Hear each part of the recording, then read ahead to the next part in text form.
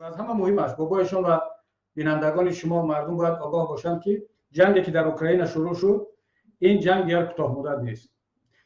سانکسیونی که علیه روسیه اعلام شد دیگر این سانکسیون‌های کوتاه مدت نیست که در یک سال و در 2 سال برداشته شود.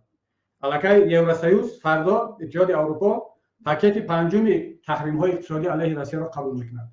الکی در روسیه اشیا قیمت شد، خوراک قیمت شده ایستاده است، مردم روسیه دیگر جای کار از دست داده ایستادند، بانک‌ها بسته شده ایستادند، پروازها قطع شده ایستادند و حتی شما ببینید مردم عزیز کمتر تحلیل کنید، بخصوص کسانی که در روسیه قرار دارید، مهاجرین، هموطنان گرامی، شما کمترک آینده خودتون، فرزندان و ملت رو هم فکر کنید.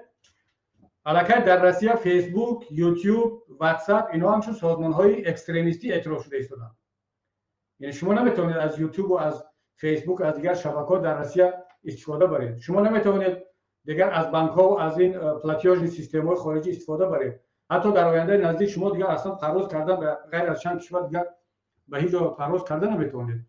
و احتمال زیاد دارد که روسیه در مسئله آزادی‌ها، حقوق بشر، وضع اقتصادی از تاجیکستان هم وضعیت برتر شود. حالا مردم تاجیک که از دست امامعلی رحمان و خانواده‌اش فرار میکرد، اونایی که به اروپا رفتن نمیتونستن، جای از همه آسان روسیه بود. در روسیه آزادی بیشتر، جای کاری بیشتر، معاش بیشتر، ولی در آینده نزدیک وضعیت مثل تاجیکستان یا از تاجیکستان بدتر میشود.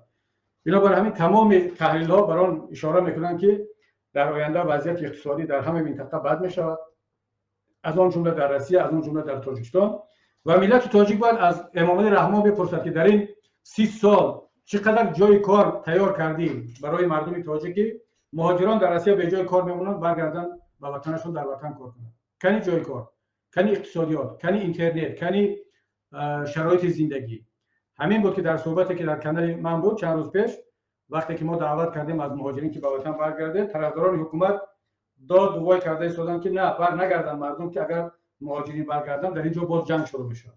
یعنی از یک گروه از صاحب وطنان طلب کرده ایستاده است که شما به وطن خود برنگردید، این وطن از شما نیست، این وطن دیگر از ما است. وظیفه شما مهاجرین تنها پول کار کردن و با پدر و مادرتون از طریق بانک‌های ما پول بفرستید تا اینکه ما این پول‌ها رو استفاده کنیم، رقص و بازی کنیم، نوروز، گوشتینگیری، بزکشی. شما در همون روسیه در پروال‌ها، در جنگل‌ها، در واگن‌ها، در سرما، در بی‌آبی، بی‌برقی زندگی کنید و ما مبلغ بفرستید. یعنی شما لکه فهمیده ایستادید، خودتون دیگر نیاز به گفتن من ندارید، خودتون درک کردید، فهمیدید.